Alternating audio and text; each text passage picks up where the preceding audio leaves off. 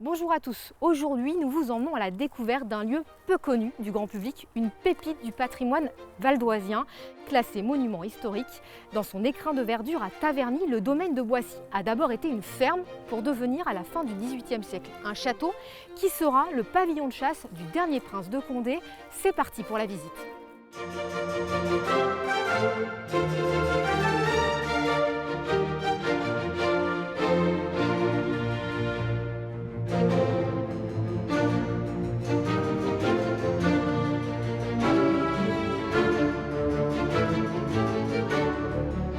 Alors Joël, tout commence ici avec cette ferme parce que le domaine de Boissy est avant tout un domaine agricole. Exactement, Taverny c'est un territoire agricole, et donc qui dit agriculture dit ferme. Donc l'origine de Boissy c'est véritablement une ferme, donc vous retrouvez le préau, la grange, les écuries, jusqu'au XVIIe siècle, donc une vocation agricole. Puis après d'une ferme, le domaine va progressivement se transformer en maison de campagne. Oui, effectivement, ce qui est intéressant quand on retrace l'histoire de Boissy, c'est que cette ferme ne reste pas ferme, mais se transforme au fil du temps.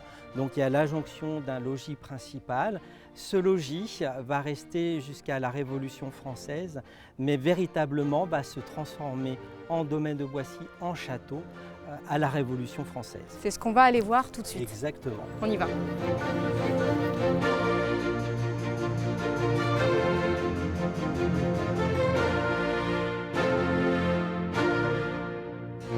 Joël, le domaine va prendre une autre dimension avec la construction de cette bâtisse fin 18e. Exactement, donc de la ferme nous passons à une maison de campagne, une maison de villégiature, avec la construction fin 18e de l'élément central du domaine, c'est-à-dire cette maison construite par Louis Bruyère, qui est un architecte célèbre à Paris. Alors il l'a construit pour son frère, Jean Bruyère. Voilà, on est pendant la période révolutionnaire. Alors qu'est-ce que vous pouvez nous dire de l'architecture? Alors l'architecture, c'est du Louis XVI finissant, on est aux prémices du style directoire qui va annoncer donc le style empire. Donc comme vous pouvez le constater, c'est un style très pur, il n'y a pas de recherche ostentatoire, vous n'avez pas de grandes décorations sur la façade, une façade donc blanchie avec un système d'ouverture, donc avec des portes-fenêtres au bel étage, et vous voyez au-dessus vous avez un fronton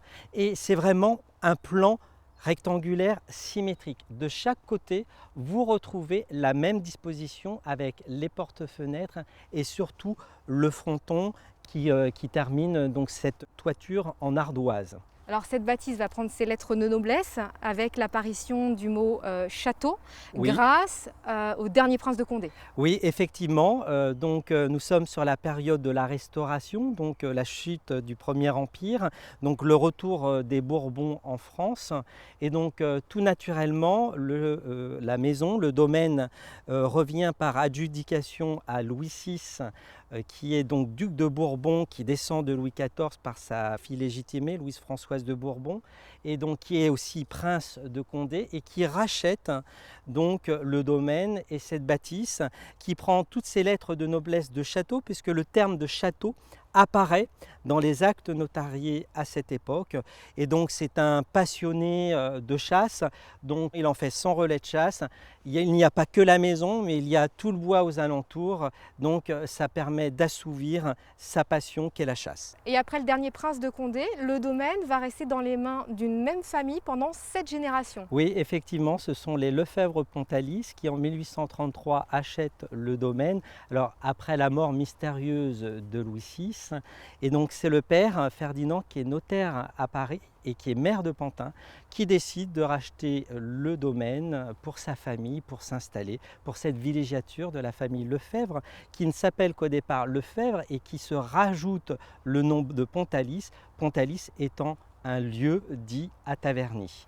Alors au-delà de l'appellation château, finalement, le domaine reste ou redevient une maison familiale. Une famille qui y vit, peut-être par intermittence, qui y vit et qui va continuer à se la retransmettre de génération en génération sans faire de modification. Vous voyez, Boissy s'est figé dans son temps et c'est pour ça que ça fait son caractère exceptionnel. C'est que quand nous allons le visiter à l'intérieur, nous sommes fin 18e. Bon, on y va? On va voir? Très volontiers.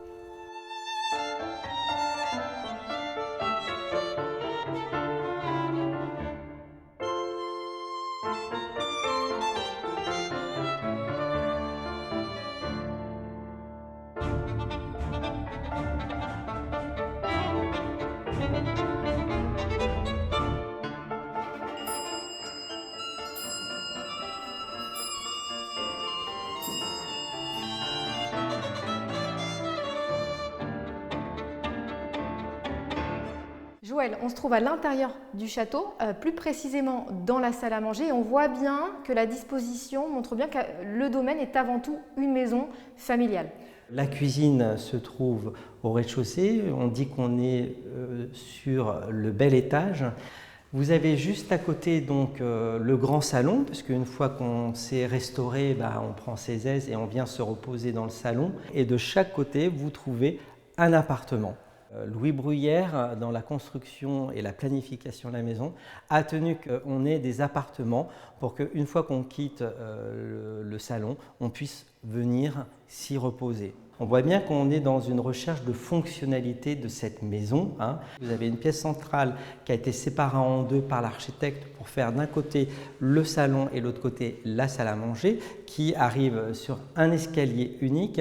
Donc on est véritablement dans les prémices de cette future maison qui va se trouver en périphérie en région parisienne, qui laisse présager le plan des maisons dans lesquelles nous vivons actuellement. Au-delà de la disposition, on voit bien qu'à travers le décor, il y a aussi une volonté de simplicité, de sobriété. Alors effectivement, on l'a appelé château, mais il n'y a pas cette recherche ostentatoire. Quand on voit les matériaux qui sont utilisés pour la décoration, ce sont des peintures en trompe-l'œil. Donc on est sur une période directoire consulat qui fait qu'on est sur la recherche des origines de l'Antiquité. Donc on voit à travers les médaillons des figures de femmes drapées, on se croirait un petit peu à Pompéi. Et puis ce décor de faux marbre qui fait qu'on a tout l'air que c'est du matériau noble alors que c'est réellement du trompe-l'œil.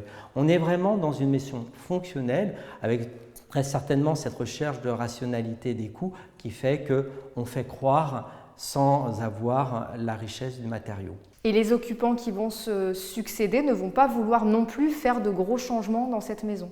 Aucun changement, c'est-à-dire que quand les Lefebvre-Pontalis s'installent dès 1833 à Boissy, jusqu'au dernier Pontalis qui résida, ils n'ont pas touché ces décors. Parce qu'avant tout, ce sont des gens qui étaient passionnés aussi d'histoire et de patrimoine, et quand vous avez cette richesse architecturale et ces décors d'origine, vous n'y touchez pas. En 2013, la 7e génération des Lefebvre-Pontalis met en vente son domaine privé, et la même année, une vente aux enchères est organisée pour vendre le mobilier.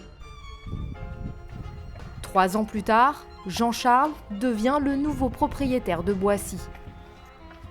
Jean-Charles, vous devenez propriétaire de ce domaine en 2016, en mars? En mars 2016. C'est le coup de cœur. Le coup de cœur, je franchis le porche, le parc est noyé sous les jonquilles, l'endroit est endormi mais sublime, rien n'a bougé quasiment depuis le XVIIIe siècle. Cette génération d'un précédent propriétaire ont fait que les lieux sont intacts. Qu'est-ce qui vous fait craquer? L'authenticité de l'endroit. Rien n'a été abîmé, rien n'a été massacré, et le cadre.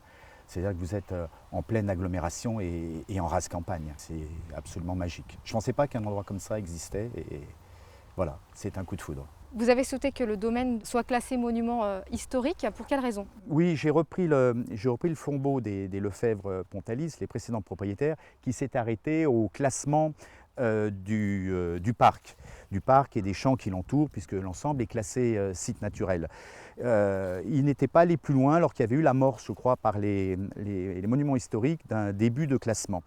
Donc j'ai repris le flambeau, d'autant plus qu'il y avait des projets d'un éventuel candidat acheteur avant moi qui voulait transformer le parc en usine à mariage, en construisant des verrières, etc., en transformant les champs en parking. Donc pour éviter tout ça et pour la préservation de l'endroit dans le futur. Et je pense qu'aujourd'hui, une double protection, c'est-à-dire une protection de l'espace en tant que site naturel classé et des bâtiments en tant que monument historique n'est pas de trop. Voilà, c'est essentiellement pour la préservation de l'endroit et de faire qu'un endroit magique comme ça puisse le rester et bien évidemment le partager avec les visiteurs qui maintenant viendront visiter Boissy puisque Boissy est ouvert au public. Est-ce que vous prévoyez des réhabilitations dans ce domaine?